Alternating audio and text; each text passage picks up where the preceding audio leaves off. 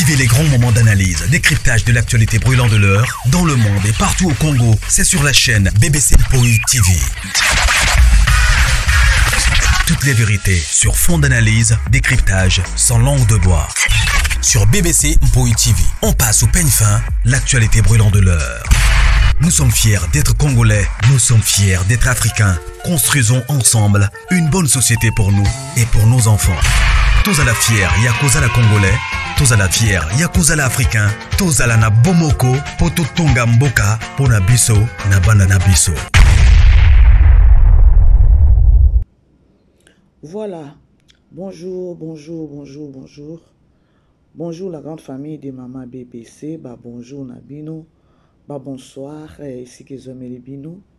Partout dans le monde. J'espère que vous allez bien. Bisopé par la grâce de Dieu. Parce qu'on est parmi les vivants. Alors, bon dimanche. Dimanche est l'amour. Bandeko. Tozongisika matondi tolubi nzambe merci. Lelo tomoni sous journée alléluia le 9 mars. Voilà. Beaucoup tato solo là, la grande famille makambo ezali. C'est-à-dire que non makambo ezali, so maman BBC aye, c'est-à-dire makambo ezali. Lelo toza dimanche, et avant na banana no émission na biso. Tokomisana nzambe ata pour quelques minutes na chanson fétiche na biso juste kakata 2 minutes après na continue na émission na biso bomoni photo ya miniature bomoni pe titre nanga bo partager bo aimer la grande famille bo tika ba publicité bo tika vraiment ba publicité ya Maman BBC et les kaka et si la nyonso na bolingo nzambe boutique la kanga ba publicité ici là vraiment on a vraiment J.O. Bosobi la Maman BBC tellement Maman BBC alobaka mingi Maman BBC aya osela bino musala Maman BBC to sepela kana ndengo lobaka Maman BBC osali émission te Maman BBC na no coticité récompense na bino pas Maman BBC na senga ka bino te bosailanga cagnotte sikoka publicité wana ka nde na senga bino botala ka publicité nanga bosi sa nyonso bolingo nzambe soki touché bino bo partager émission Maman BBC parce que boyebi Maman BBC afinga te ndeko mwasi landa na Maman BBC o Maman BBC afinga kana ete o partager aux à la fière à partager émission Maman BBC parce que tant aux partager toi-même tu vas te dire que non émission na partager ba finga kana bango te que ozo émission moko ozo comme fingi za na kati ozo partager ozo mona te que non nzambe likola osepela na yo te bandeko o partagera émission bomoni que non émission o ba finga te émission o bazo ya koloba ne vérité boza na maximum ya partage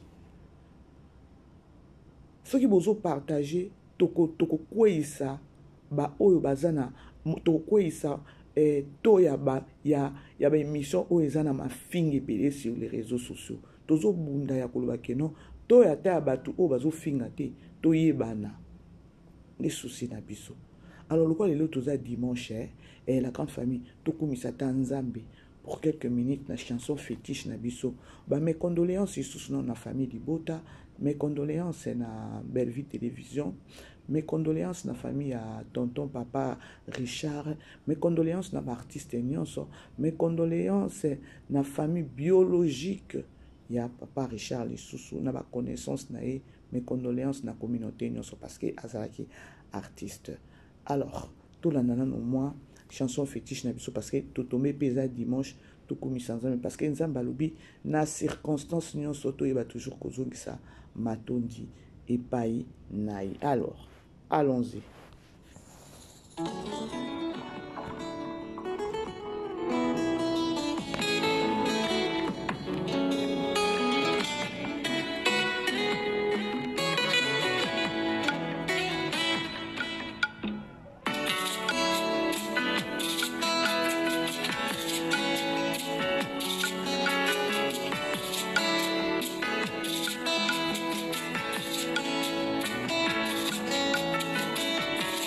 Ma Bible dit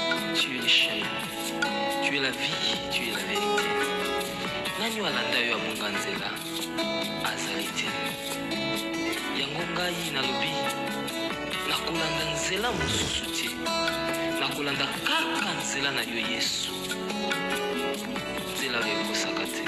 Alleluya.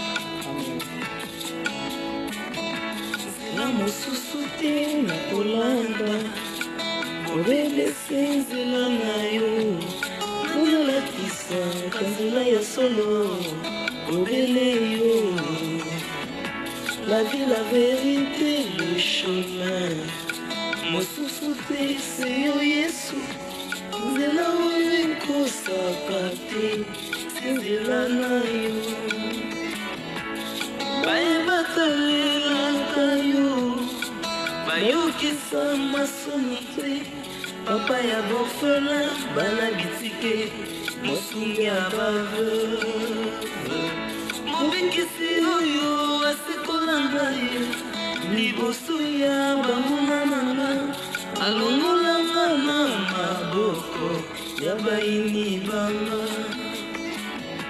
C'est avec assurance nakoyemba Yesu azali lisungi na ngai lisungi oyo ezangaka te na ntango ya pasi.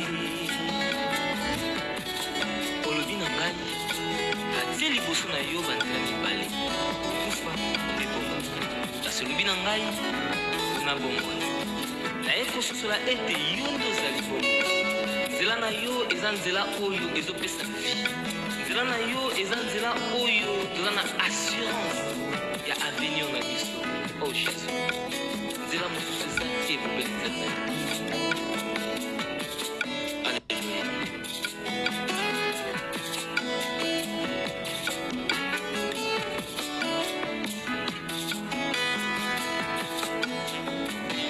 Nzela mosusu te nakolanda obelesi nzela na yo.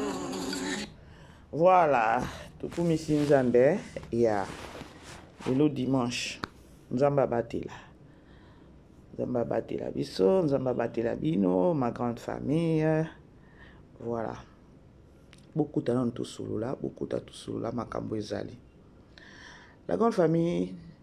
Je crois lobi na travaillaki ba émission on a kotisaki lobi nazwaki ba retour nango lorsque nabi nazwi ba retour c'est-à-dire que non nazwaki ba appel nazwaki vraiment ba appel pas comme possible ya bandeko misusu kolela mama bébé so ekomi nini o ekomi nini bandeko eza réalité eza loi ya nature parce que ye moko diable nda simba mokili oyo franchement liwa ya papa Richard et kobimisa ba makambo ibele oyo ezosala passé titre nanga bomoni photo ya miniature nanga bomoni wana bomoni na chitumba la problématique bomoni pe ya biso nani muchopi botu na mama be c'est pourquoi nalalaki parce que tellement hier j'avais beaucoup travaillé bomona ki yango penza hier j'avais beaucoup travaillé à part qu'au travail nazaki sous na ba appel à bato ebele na privé et j'étais vraiment fatigué et ça là qui que tant on a la muki na kuti déjà ba appel ba vidéo mususu basi ba tindelinga avant na bimana kende église nazaki temps natala na bi non pourquoi pas na travailler en ezaneti déjeuner ya bandeko mususu peut-être na ba obaki na ka église te batala na pe église neti dimanche pe na travaillaka vraiment na travaillaka penza trop te na okipe kokende église boye na umeli kozonga nazaka déjà fatigué tant mosusu na otravailler te nayoki somo nayoki kobanga ebangisinga sur les réseaux sociaux nalobi Seigneur Saint-Esprit ezalaka toujours likolo nanga ya à chaque fois lorsque nazo sala émission na bombaka émission na ngai na kati ya makila na yo de voir ou encore d'écouter ya koyoka na matoi nanga ba bombe o ebibi na monoko ya Gabi je me suis dit tozo sala ba émission banani bazo tala biso banani bazo yoka biso on s'adresse na banani et surtout bango baza batu moko baza ba personne publique. Est-ce que baza batu normal to baza batu normal te baza ebangi singai liwa ya Richard Mukoko il a leli belle vie. Nga personnellement mama BBC naza na tante ya koya kofanda ko banda koloba bolobi Richard Mukoko belle vie muta bomiye botala peut-être belle vie salela eboye botala belle vie salela eboye mais non Richard Mukoko azaki mwana mokete azaki mukolo. Dites-nous peut-être lelo kaka ndenge ya Gabi azaki wana akinaki na poto atiraki na 2 mois na 2 mois wana oyo atikalaki nango wana na bakini wana non to solola ngani nga ko ramener savoir à bato na 2 mois na soki akomaka na poto te na 2 mois na mbena miniti oto pe to stobosani ya wasko bangi bakanga nani ndoki parce que azaki na maladie na kati te abanoki na hôpital voilà parce que na ba tension banani nyonso ya za nango non akina inde ko bika na poto te ya pourquoi lelo ya papa Richard abanjo kanga batundu bandoki abanjo kanga batu soit disant que non mutu tel na boumi parce que akomi couper sa ba raison. Franchement ça fait très mal. To landana no audio oyo après nazo zongela bino eza audio moko ebangi singa mais à l'aide ya Nzambe parce que biso ba mususu oyo to sambela Nzambe to ba seni a protéger biso bomba biso na kacha makila na yo. Si vraiment awa sur les réseaux sociaux to ya ko finga te peut-être to ya ka to yebi keno ba to alinga vérité te ngana yebi keno ata 2-3 personnes balingi mama BBC it fine so ba to ko inanga muto ko ina mama BBC sur les réseaux sociaux eza muto diabulu mutu oyo alinga vérité te mutu oyo azana bonzambe na kati na ye alinga mama BBC. Je le dis et je le répète. Mutu oyo akolinga mama BBC yeba keno ozana bonzambe na kati na yo. Oyo akoyina mama BBC ozana diabulu na kati na yo.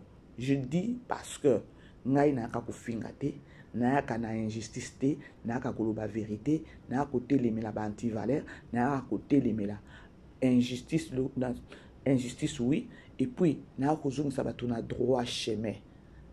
Et ya alors ceux qui n'ont la vérité place au bateau alobi aibaki mais muto aibaki te na ko yebisa bino te aibaki te vérité za boyi ni linga po na ina vérité c'est-à-dire que non yo muto ininga c'est-à-dire aux hommes ya misala mabe ce qu'on Nzambe nanga a protéger nga po na vérité wana po na sembo na otambola nango. Ah oui parce que Nzambe pe asili kaka il m'arrive des fois lorsque na ka ba mission nanga na sili kaka po nini ata Nzambe moko pe asili kaka tango bana nani tango banani bakotaka na kati etonga na ye bakomisi etonga na ye marché bakomisi yango wenze akotaka na kati ya wenze asilika banjo panza kati non ndenge nini église ya tata na ngai bili okomisa yango marché bato bamonaka kanda ya Nzambe ba asalaka nini abanjo panza na makula banjo tindika ba marchandise bato banjo bwaka de bongo c'est normal. Lorsque ça ne va pas, lorsque zoke ne kito côté, j'ai ces droits là. Attends, Nzambe pe asiliki la kabiso, c'est normal. Ce qui n'a rien à siliki, c'est normal. Et à la fin des comptes, on va toujours bandeko. Ce qui n'a pas qui m'a bé, bolimbi sanga, il a déjà que non, la crainte de Dieu en moi et n'a banga à moututi. Ce qui n'a pas droit chemin n'a déjà na autorité wana. Nga so ina oluba na ebiki nona za na droit chemin nanga bo santaka déjà autorité nanga naka ko nuire vie ya mututé naka ko luba ke non olukuta na nanga na vérité mais réseaux sociaux ceux qui oyebi mama BBC oyini mama BBC mitala malamu moi mon Dieu me protège pardon Nzambe to landana nto yoka batu oyo bazo bima bazo se prononcer à l'œil nu bazo se prononcer na misala na bango wana baza batu malamu bato bavandi kimia baosala makambo malamu bazosala baza na bolingo baza na boboto nde bolingo bimisa bango bandoki mais mokili oyo naoyeba te soki tozokende wapi Seigneur Jésus Christ.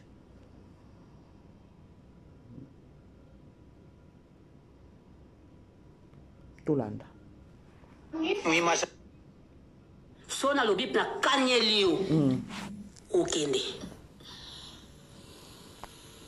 okende nazana nyonso na maboko nanga mwana bolia nana tout de sorte à prière nyonso oza mwana biso soki na lobi okende okokende musu nazaka kolaka ye na bine okende soki otikanga te okende soki otikanga te okende na saile na filme akenda pe mais dabi que tant ozolo babo ka sekeno oza muta misala mabe talinga te bayo ka soko oza muta butu bakanisa bombe bakena nge paite okosala pe mutu paki okena yo gasaka na rate so na lobi na kanyeli yo okende nazana nyonso na maboko nanga mwana bolia nana tout de sorte à prière nyonso oza mwana biso soki na lobi okende okokende musu nazaka kolaka ye na bine okende soki otikanga te okende soki otikanga te okende na saile na filme akenda pe mais dabi que tant ozolo babo ka sekeno oza muta misala mabe talinga te bayo ka soko oza muta butu bakanisa bombe bakena nge paite okosala pe mutu paki okena yo gasaka na rate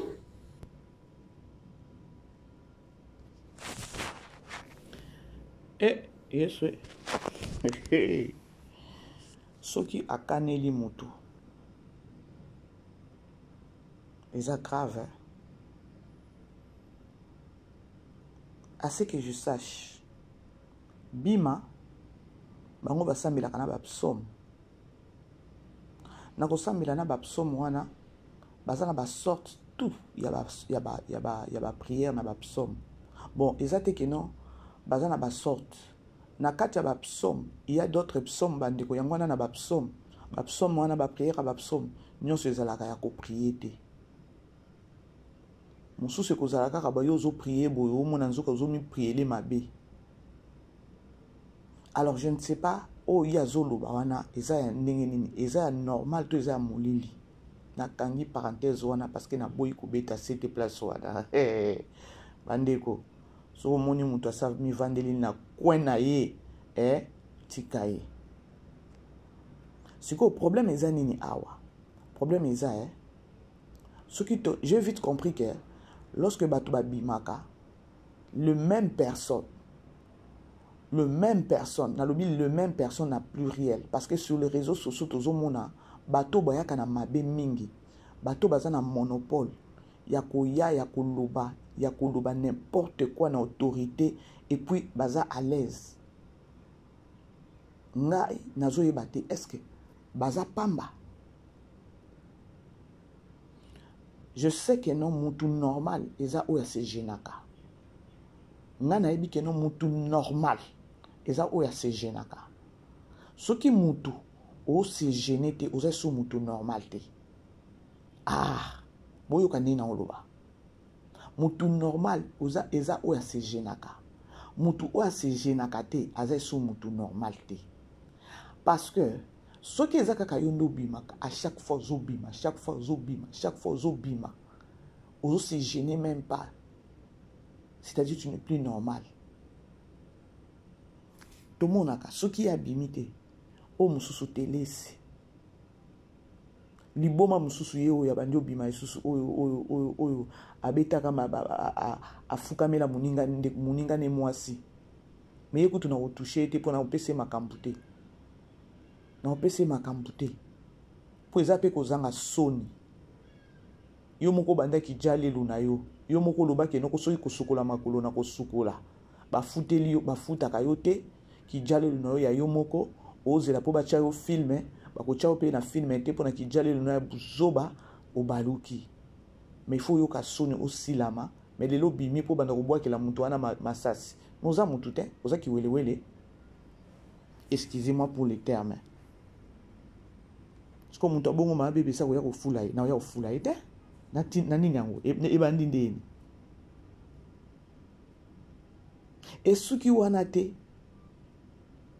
ba courage na uti koloba awa ya gabi alobi azaki na poto alobi etikalaki 2 mois soki azalaka lisusu na Congo atikalaki na 2 mois po akufa so sikoyo akendaka na poto te alinga kufa na Congo balinga bakangana nindoki parce que azalaki na maladie na kati mais façon azoloba ya tonton Richard eza pasi na sepeli na intervention ya Muchopi tolanda na Muchopi comme ça na ozongela bino la grande famille bokendete bolanda émission awa eza mama BBC na chaîne BFM mais par spéculation eza makasi on a liwa ya ndeko na biso Richard Mukoko d'autres gens baza koloba ke non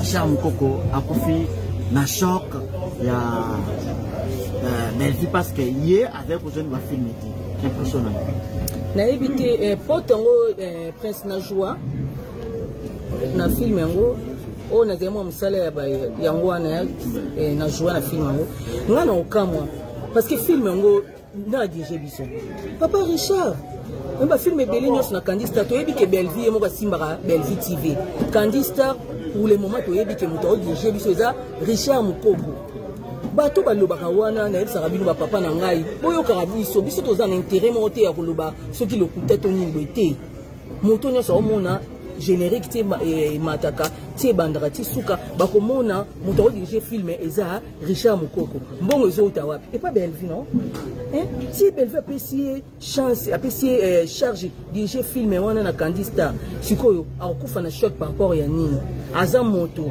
nde toyokiki babi tension koma kotungisa ye maladi yelere yelaka biso tokoyeba tension soki etungisi na babakabele tala niongo papa Richard akekufa ye moko na kati ya ndako kokufa ye moko na ndako cela veut dire que c'est que na libota ye moko amibendaki c'est que azali na baproblème mpe familial toyebi te fo toluka toyeba au juste ezalaki nini parce que ngani nazabe na olinga te navanda ngai moko pourquoi moto amibendanaki ye moko moto akekufa na ndako 2 jours base retrouver corps na ye ozomona il faut totala nanu tomituna nanu pourquoi pe amikangaki na ndako yalo kwa neso koti na ndako lali okufi wana oyebi pete bato bamoni abimite bato baye komona ki akufi Belvi azalaka moto bato nyonso ya Richard aza na bureau na kati ya Belvi TV tomona yango ba réunion makambo nyonso ya Richard azali o likambo bo ya Richard azali a tourner te azwa salaire na ye ngako tuna oseplata na tourner na te na ozwa salaire na ngandi na lobaka siko choc par rapport à nini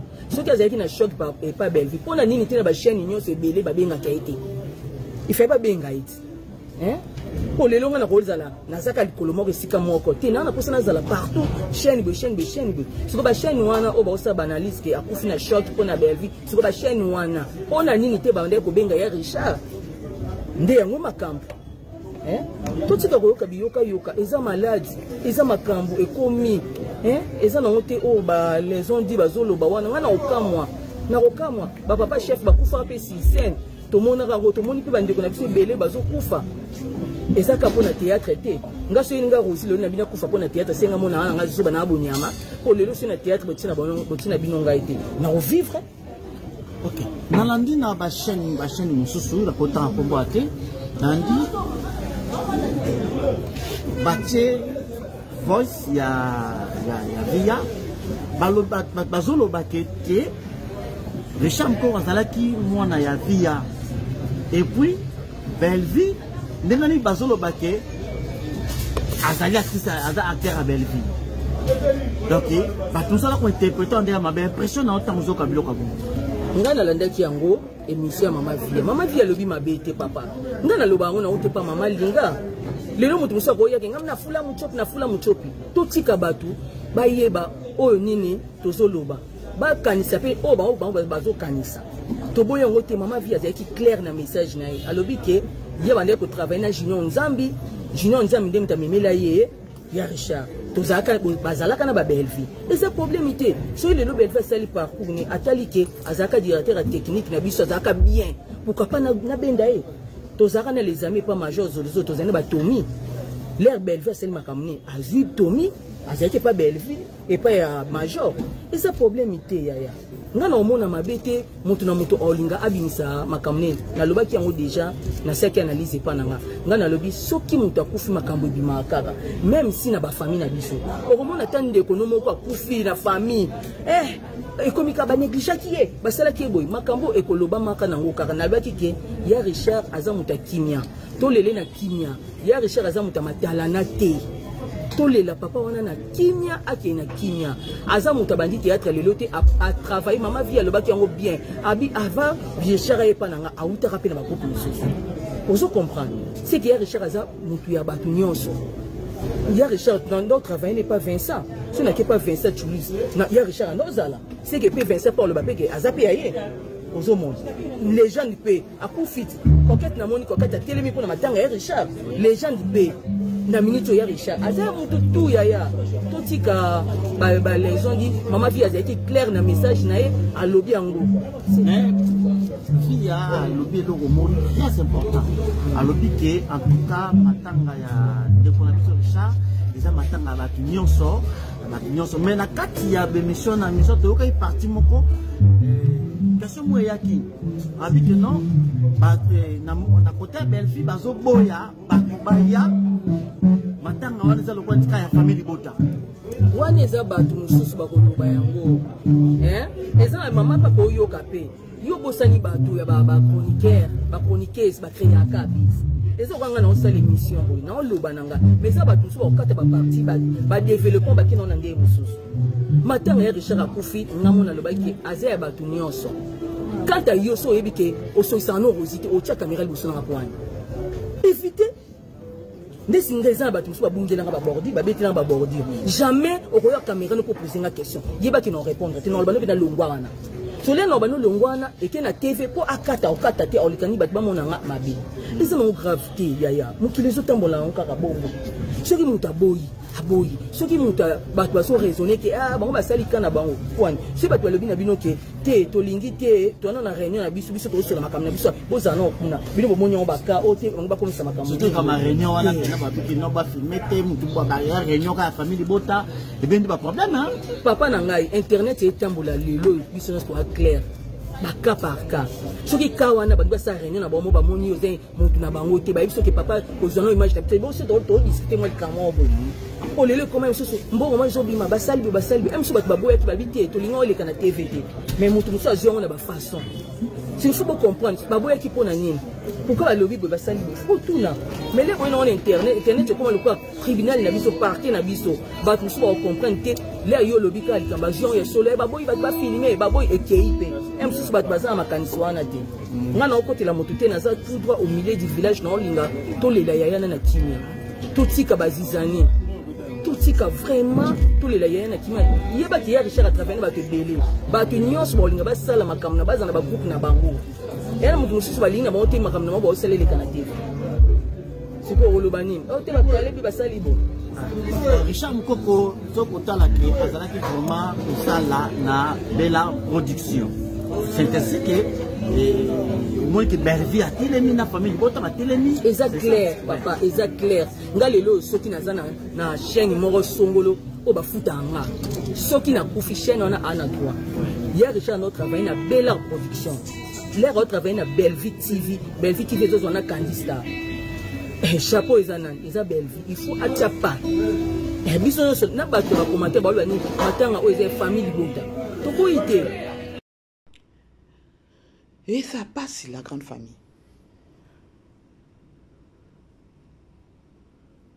Pour votre information, bon, mon soirée gala, où il y a les deux. Il y a les 2 mars. On va remettre qui va trophée et pas comédien. Lorsque bazo ki salwana, lorsque Poutine a kina kota la nani salle, Poutine a kina kota la salle na ye tonton Richard. Pour votre information, salwana pour que non soirée gala et les cas na salwana avant ba lekisa salwana. Avant la soirée, les Canadiens dans la salle, bato bakine kota la salle, ezaki Poutine na papa Richard, ne bakine kota la salle. ezalaki surprise ya komona na soirée Richard Mukoko azaki na soirée te elekelaki bango parce que il était invité na ba démarche nyonso malgré ezaki soirée oyo ezaki organisé na famille libota ya TikTok mais babandaki kobenga na kini bosala boye lukwa ye Richard Mukoko aza membre aza na bureau ya administration ya Bellard Production babandaki kolandela alors eza ba biloko mususu toki koya koloba te na pesi bino kaka eloko wana moke po bo réfléchir nango ya koloba ke non si la personne a couché peut-être na kati ya ndako il reste aussi à savoir pourquoi il s'est méfié à part tous les belle vie China pembeni il a aussi sa famille propre famille biologique pourquoi il s'est méfié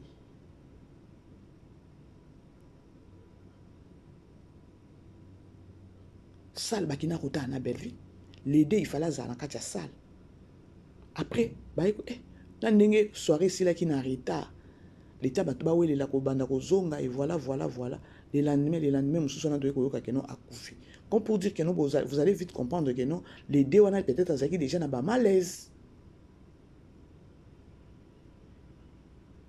Pourquoi pas peut-être à Bengaki? Il reste aussi à savoir pourquoi vous les comédiens et le kozo le kilanga ba comédien bozo bima pona ko confirmer ba biloko mususu et lobi ataye moko muchopi oyo. Yazaki na bureau na Bellard Production avec une administration à Bellard Production soki bino boyebi keno ba bande ko nyokola ekuna et poni bo bande ko bengisa été na ba place mususu. Belle vie a bengisa a sal a edaka ba orphelin nani ayebi angote a edaka ba veuve a edaka ba handicapé siko ka membre kaka travailleur na ye azanga ko aider kaka bino batu wana obo bima ba comédien obo zo ya ko titoyer ndeko na bino mais bo salele ki jalelo ya mongo apesa binoti méchanceté gratuite. La grande famille bo aimer bo partager et ça na maman moko alobi eloko moko bo zela na chela bino boyo famille mo bimba ba na lobi de bino bo confirmer que bino ba artiste comédien o bozo le kana ba émission na ba koni maman nyonso na ba koni papa de bo confirmer que mutu abomi Richard Mukoko Isabelle Vika la patrona bo mitema bibo ipoani bo ba ndoki to nini nango boni ko kinela mutu ba charge makasi bona finaye yango belle vie on va sabi no nini vraiment beaucoup de gens qui belle vie à ça la boy aninga na muke boy belle vie akende boy belle vie likambu nini na belle vie boy mitema be o vendre pe na kitu na pozo kumi ça peut monta bon et ça peut solo au confirmer pe donc il famille Richard Mukoko bangote soit nzambe yete il faut boyer bango ke na mukilo muto dépendara na famille na ye na nzambe il faut boyer bango. Belle fille ana pouvoir ko boma ete botika buso bana botika ya fa kimia na lobby le bino ko confirmer que OK n'est pas télé si même donc ozo comprendre que non les oiseaux de même plumage donc bolinga ko aggraver ces situations pour na comprendre que non a ezanango bongote bongaka bo salé mutu raison pesanini raison exacte. Raison exacte.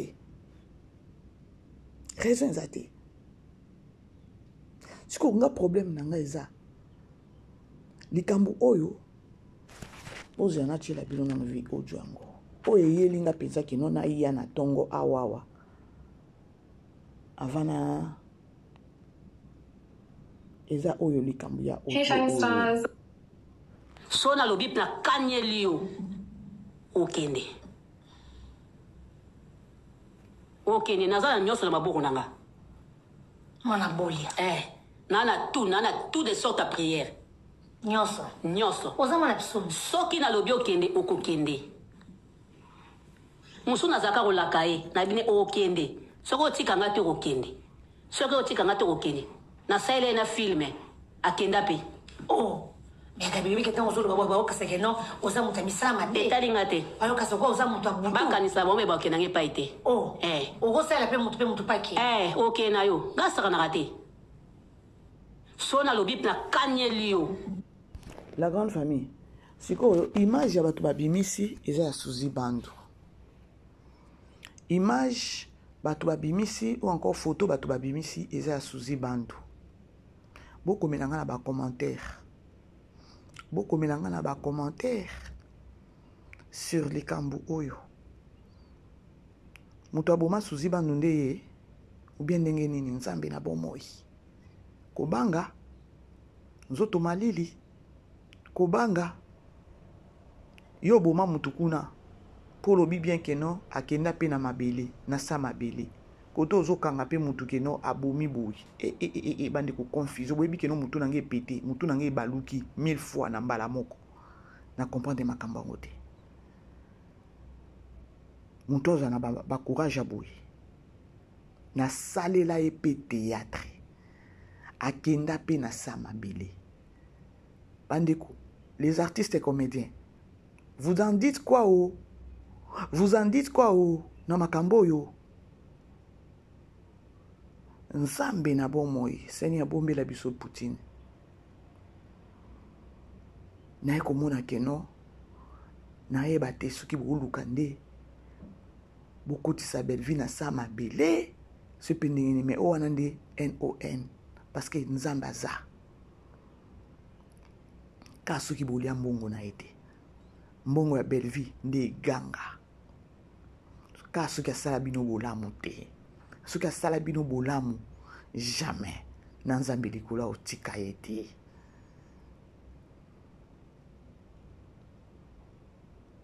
les artistes et comédiens bobangisi mutu abima boye aloba ndenge azoloba boye eza pamba te les artistes et comédiens bobima nanu bobanda nanu koloba na minute oyo mutu apesi précision tout ya koloba keno na bana koyebisa atikanga abane koboya na saleli pe théâtre lelo akina na sa mabele baneko nakangi na ngai abangi makambo sene a protéger biso bomba biso na kati ya makila na yo famille libota na makambo nyonso oyo totelema na prière na makambo nyonso oyo totelema na prière mais à ce que je sache à part babitumba ya famille po mutu mususu ya libanda alia yo loba peut-être azui porte na kati ya famille na famille na yo ifo oyebi kindoki mususu ezala ndeni bandeko na expliquer bino bomoni oki ozala neti oza na bitumba na milieu peut-être ya travail peut-être na église na ba famille pe tozala pe na ba bitumba mais bitumba oyo ezalaka na facilité ya kolia yo mbala moko eza bitumba ya famille parce que eza ya makila ezalaka bitumba moko ya makasi ya libanda soki se connecter na famille noningo beta nayoki ka nabangi franchement nabangi les comédiens est-ce que famille ya Bandu ya Suzy Bandu bayoki likambo oyo to bayoki yango te famille ya Suzy Bandu bayoki likambo oyo to bayoki te po soki ngai naza famille ya Suzy Bandu kaka likambo oyo audio oyo na memi yango na parquet to samba c'est tout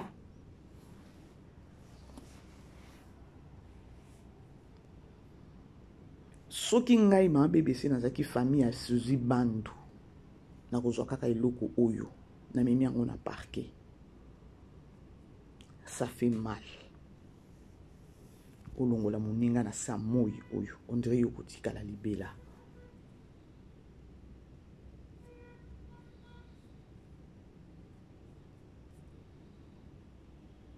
Bref, nakangi parenthèse wana, la grande famille, biso toza na matanga. Toza na matanga. Matanga ya kala, ezalaka matanga oyo, babanayi koyeba ko pesa ou encore kozongisa hommage na mutu oyo akufi. Tango na oloba bongo toyeba ndenge topesa tozongisa respect na mowei. Matanga ya kala, eza matanga ya moma ya matanga bokoloba loba mingi te. Yango na lobaka bomoni na pays ou encore na mbuku nga na Afrique du Sud. Ba Sud-Africain bazalaka na culture na bango lorsque mutu akufi balobaka te na moma ya matanga na bango. Bandeko na kati ya ndako ya matanga ya Sud-Africain ya Zulu. Mais non, laisse tomber. Murmure ezalaka na kati ya ndako te, ni télévision boko pelisa te, ni musique boko yoka te, ni donc silence de mort moko bayebi ko pesa hommage ou encore ko respecter mowei na niveau moko pas comme possible. Oh lelo awa na Afrique du Sud ata Congolais akufi. Omoni Sud-Africaine moko oyo abimakata na Congolais. Aye ko assister na matanga ya Congolais. Ake na cimetière elekelaka ye bêtise elekelaka ye comportement ya Congolais. Alobaka what happened? What is going on? Na bino ba Congolais. Et pas na biso ezalaka boye te. Effectivement, bandeko. Mais chez nous, c'est un problème. Tozo ibate, ce qui est likambu nini na biso ba Congolais. Muto akufate, muto abelate. Donc problème tozo zangi satako. Ay my God. Oke ozala ozolela, oleli ozuna no mouchoir. Soita ke lamba ngozana ngwana opangusi miyoyo, opangusi maya miso, ochena no mupanzi na no nani kingo mupanzi boy, otuni balobi nini. Mais koto ozolela. Tango ozolela na ozomona mouvement bato bazo solola kuna tango sisi kolela opangusi ochebo otuni na balobi nini wana yaki alobi nini kaka boy. Mais toza ba intercesseur ba sambeli ba nani en église na oyeba te race nini oyoyo na oyeba te biso ba Congolais toza batu nini. Aimer partager bandeko.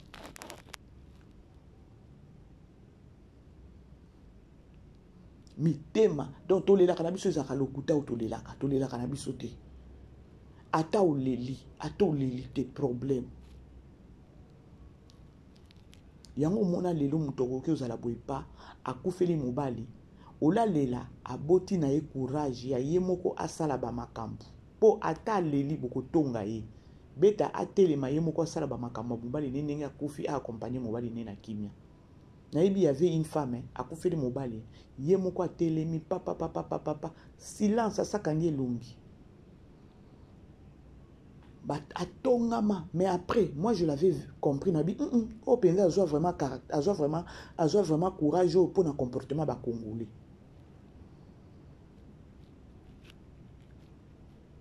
Donc Congolais azwaka eloko na facilité te, Congolais a comprendra eloko na facilité te. Liwa ya Richard Mukoko. Il a les belles vies par rapport à quoi? Na oti ko yebisa bino ke non salwana o to monaki ya lede wana.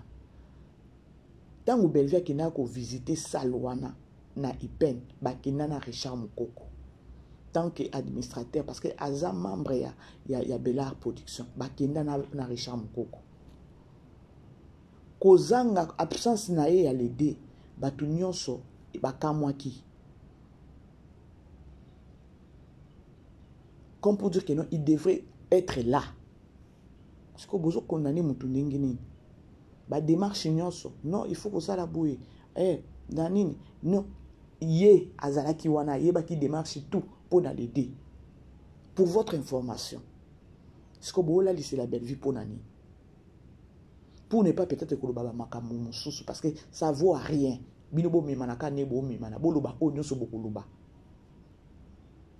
et là la belle vie ka ndezola lela parce que nzambe yi moko témoin tout ça peine a besoin ko pesa belle vie raison te.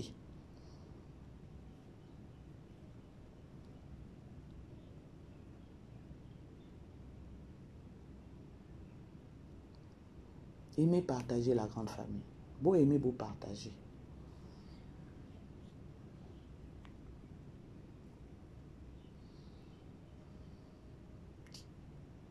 Hey.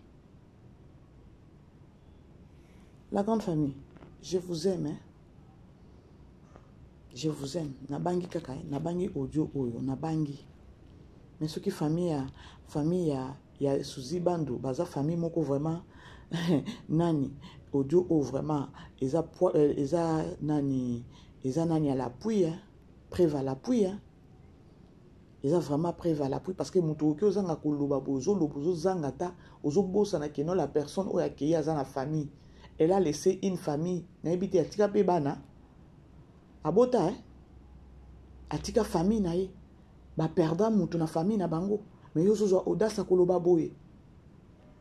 Mais non, bandeko, non, pas jusqu'à ce point. Pas jusqu'à ce point. On en a vraiment famille à Suzy Bandu. Non. Bino ba koni fati oyo, ba koni fati oyo. Boki ne kocha famille à Suzy Bandu na micro. Ne ba tubo koluka na minute oyo. Ya likambo muneno ebimi, ba bomela bango mutu. Mutu oya bomela bango Suzy wana bimi.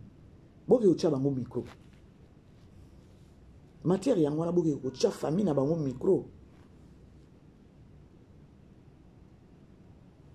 Et bande to banga ka bato hein. Seigneur, bomba chaîne nanga na makila na yo pado. C'est grave. Voilà la grande famille na komi nanga na suka. Bo aimer bo partager. Ba on a tout simité ma bo limbisa kaka. Parce que biso tolukana biso ka kimia. Bo aimer bo partager, bo za la fort. Lelo je crois ba ko sala réunion pour na matanga ceux qui est ba sisi réunion ba ko lancer message après réunion ya toyeba ba okunda ka to ya peka ko lubango awa vu que notre appel événement ya le 29. Oh, on a yebi, notre Dieu est vivant. Nzambe azali. Nzambe azo protéger Poutine. Nzambe ayeba ki kenon situation est kozala. Mieux vaut peut-être que non bitumba ezala avant événement qui est après. Je sais pourquoi na lobi boy. Alors, tout cela est belé. Tout cela est belé. Alors la grande famille boy emina no partager. Nzambe nanga pambola bino, nzambe nanga abomba bino, nzambe nanga pe sa famille libuta bampoishu makasi, bozala makasi, bozala fort. Na mona vraiment que non eza vraiment facilité via ba makambo ezobima ndenge ezola la belle vie. Tozala vraiment kaka makasi, to pe sa force. Tozala ensemble et surtout tozala na attitude ya prière parce que ma beza. Ma bé vraiment eza. On n'en peut rien nzambe nde muto abatelaka. Justice en Zambéza. La justice de Dieu. Yana. Je vous aime la grande famille. Tokutani. Beau aimer, beau partager. Bon dimanche. Bisous. Bye. Vivez les grands moments d'analyse, décryptage de l'actualité brûlante de l'heure, dans le monde et partout au Congo. C'est sur la chaîne BBC Mpoi TV. Toutes les vérités sur fond d'analyse, décryptage sans langue de bois. Sur BBC Mpoi TV, on passe au peigne fin, l'actualité brûlante de l'heure. Nous sommes fiers d'être Congolais, nous sommes fiers d'être Africains. Construisons ensemble une bonne société pour nous et pour nos enfants. Tous à la fière, Yakoza la Congolais, tous à la fière, Yakoza la Africain, tous à la na Bomoko, Poto Tonga Mboka, Pona Biso, na Banana Biso.